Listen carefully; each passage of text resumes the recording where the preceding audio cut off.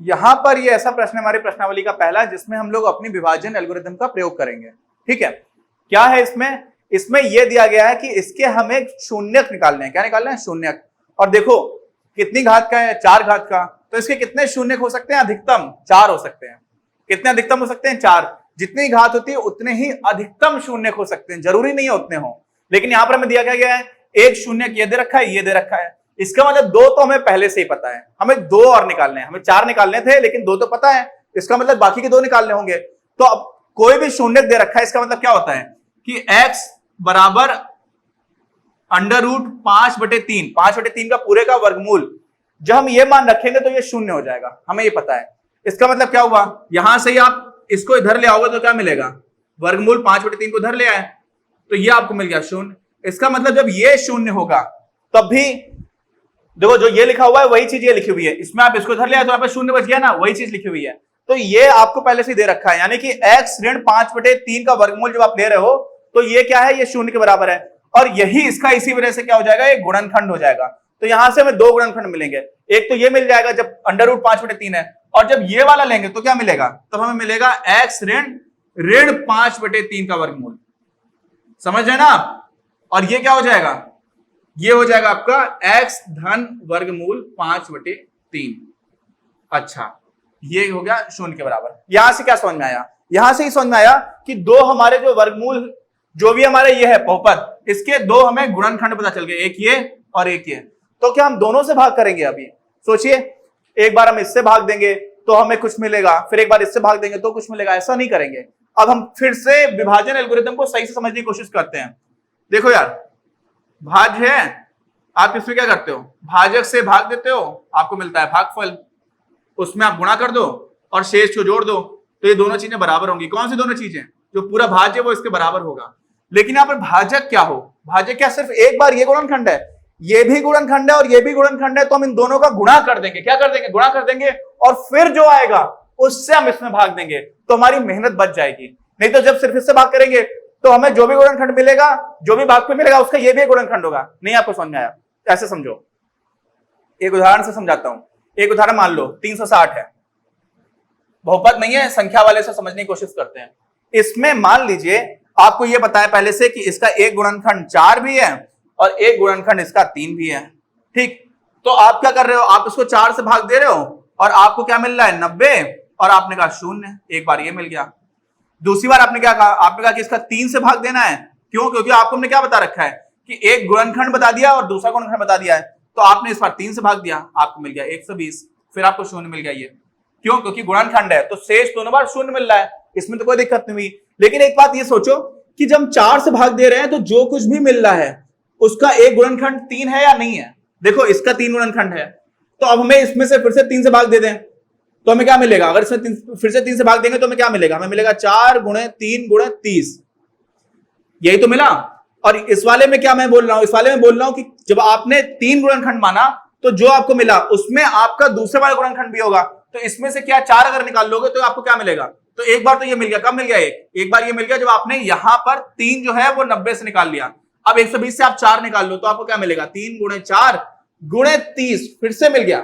इसका मतलब क्या हुआ? इसका मतलब समझ में आया आपको कि अगर आपको दे रखा है कि इसका गुणनखंड 4 है, गुणनखंड 3 है, तो आप 4 का और 3 का पहले ही गुणा करा दो, पहले ही गुणा कर दो और उससे फिर आप उसको भाग करो, तो क्या हो जाएगा? 4 और 3 को गुणा करोगे तो क्या मिलेगा? 12। तो 360 को आप लिख दोगे, 360 बराबर 12 गुणे क्या? 30। अब ये 12 जो है वो आपको पहले से दे रखा था, सीधे सीधे नहीं, आपने जब दोनों का गुणा करा दिया और दोनों ही कंडीशंस में आपको जो 30 है वो नया भागफल मिल रहा है। अब 30 जो है वो छोटी संख्या है, उसके साथ हम लोग कुछ और काम कर सकते हैं, उसके और गुणनखंड निकाले जा सकते हैं, तो हमें ये करने की जरूरत थी यहां पर। ठीक है, तो देखिए मैं बताना क्या चाह रहा था, इसको बहुत आसान उदाहरण से समझ लेते हैं। मान लीजिए एक संख्या हमारे पास है 210, 210 के हम लोग प्राइम फैक्टराइजेशन या फिर अभाज्य गुणनखंड करें तो कैसे होंगे? 2 से भाग जाएगा? बिल्कुल जाएगा, शून्य है अंत में। 105, फिर 2 से जाएगा? नहीं जाएगा। 3 से जाएगा? कितना आ जाएगा? 35 आ जाएगा। फिर आप 5 से भाग दे पाओगे? 7 आ जाएगा। फिर 7 से भाग दोगे तो 1 आ जाएगा। यानी कि 210 को आप कैसे लिख सकते हो? 2 × 3 × 5 × 7 ऐसे लिख सकते हो, है ना। अब क्या करिए, अगर आप 210 को 2 से भाग करोगे, किससे? इससे भाग करोगे तो क्या मिलेगा? आपको 105 मिलेगा राजा बाबू। और 105 वास्तव में क्या है? 3 × 5 × 7 यही है ये, और जो आपको यहां से सीधा सीधा दिख रहा है, समझे।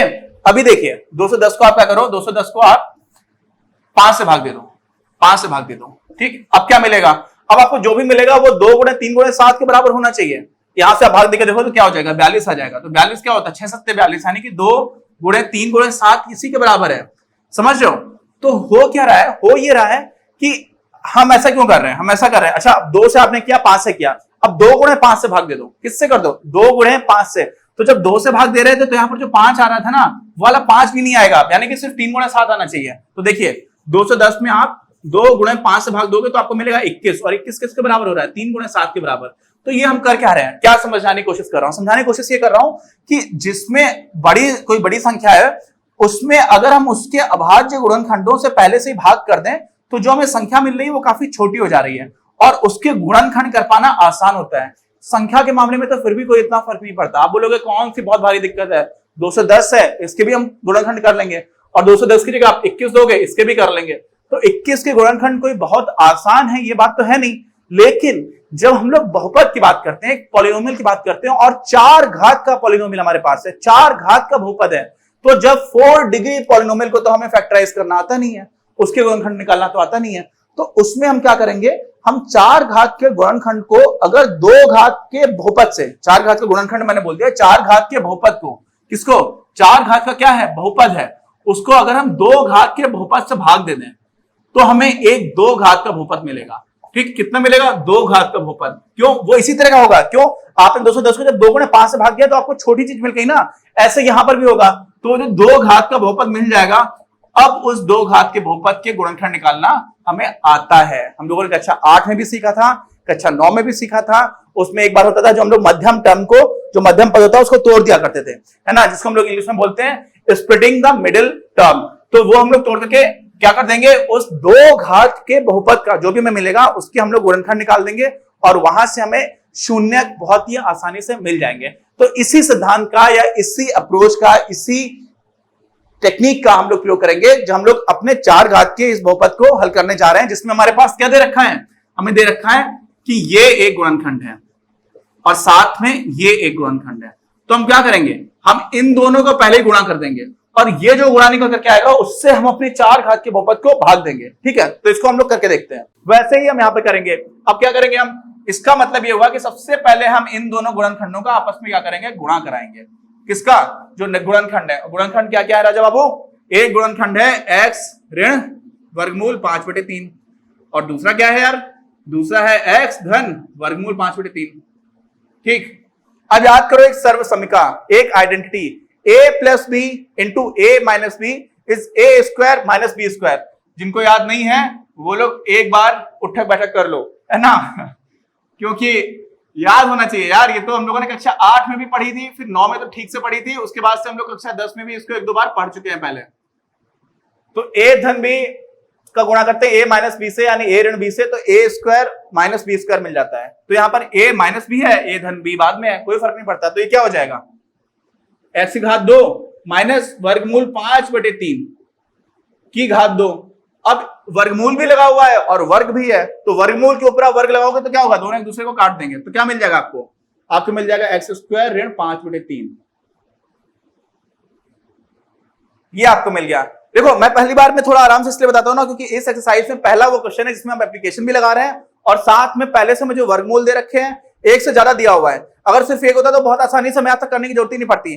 अब हमें वो भाजक मिला है जिससे हमें इसको भाग देना है, अब हम भाग देंगे। और अब देखिएगा हम भाग किससे देंगे, x की घात 2 माइनस 5/3 से।